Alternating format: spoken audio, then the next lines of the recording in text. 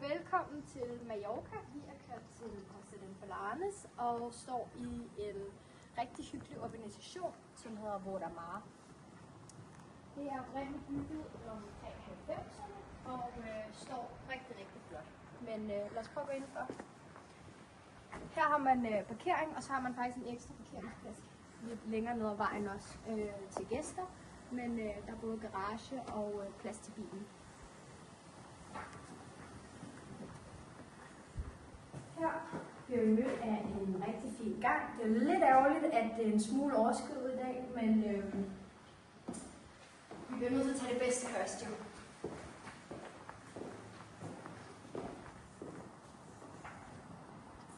Her bliver man mødt af en 180 graders panorama havudsigt, som er fuldstændig exceptionelt. Det er ærgerligt, det er lidt overskyet i dag, men det, som er ret specielt ved det her rækkehus på Præsident Balanes, er, at man normalt har meget larm på motorvejen, men det er et enormt populært område, så man skal op i en prisklasse, som er meget højt for at slippe for larmen. Her har vi godt nok noget byggeri gående, men det er jo ikke for evigt. Men man kan absolut ikke høre motorvejen. Meget specielt.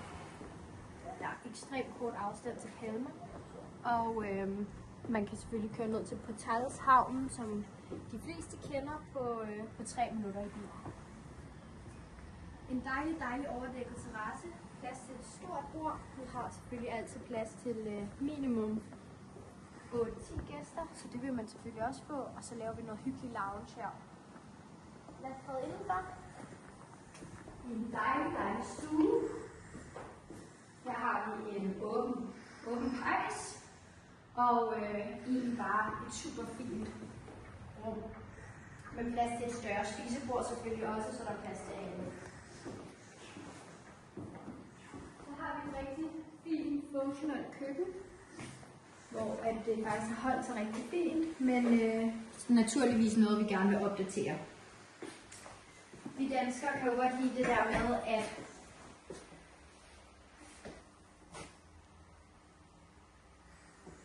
at tingene er lidt mere åbne, så der er selvfølgelig noget med at få banket det her ned, så vi får lidt mere åbent køkken, og rigtig gerne denne her også, så man faktisk har sine gæster, som kan sidde og kigge lidt ind, mens man står og laver mad i sit dejlige køkken.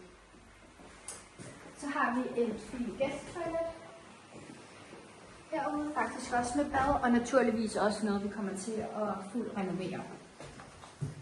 Det er altid dejligt at have et toilet og bad faktisk i stueetagen også. Så går vi faktisk en ned. Så kommer vi ned til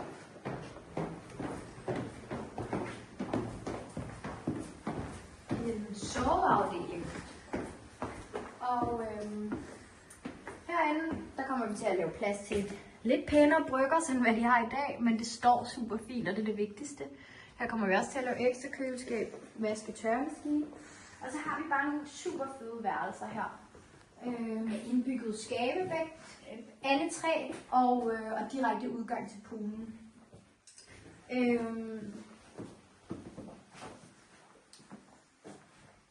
Og en dejlig størrelse. Alle sammen selvfølgelig med store dobbeltsenge.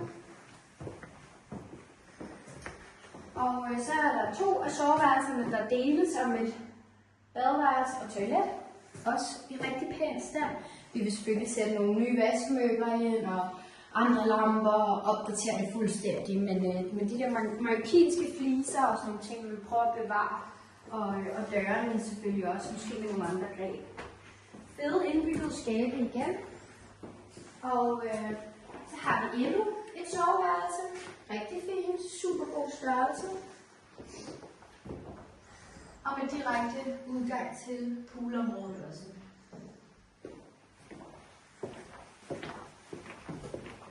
Og så har vi, hvad vi nok vil kalde master bedroom herinde med eget toilet og bad. Kommer selvfølgelig også til at blive opdateret.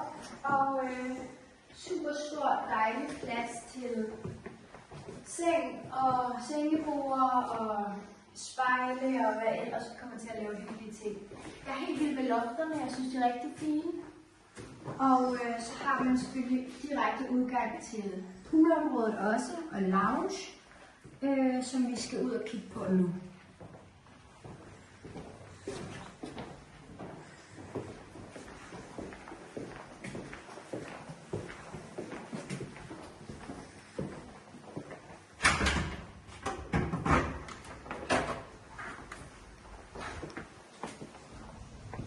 Det er 19 grader i dag i januar måned. Lidt blæsende, lidt overskyet, men super dejligt vejr. Her kommer man til at lave dejligt loungeområde også, med noget grill og et stort langbord og parasoller og nogle frugter, så det bliver rigtig, rigtig hyggeligt. Og det bliver et rigtig dejligt svagt sted at sidde, samtidig med at man har aftensolen, som går ned herover.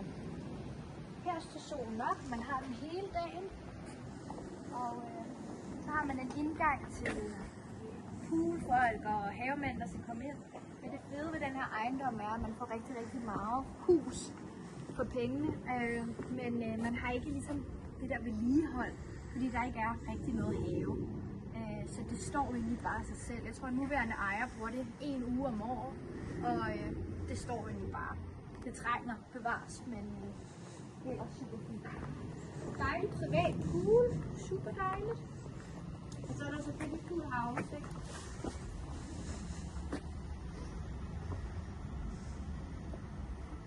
Både strand og hav. Det er også ret fint lavet med de her trapper, så kan man sidde og nyde solen og havudsigten. Det er så godt.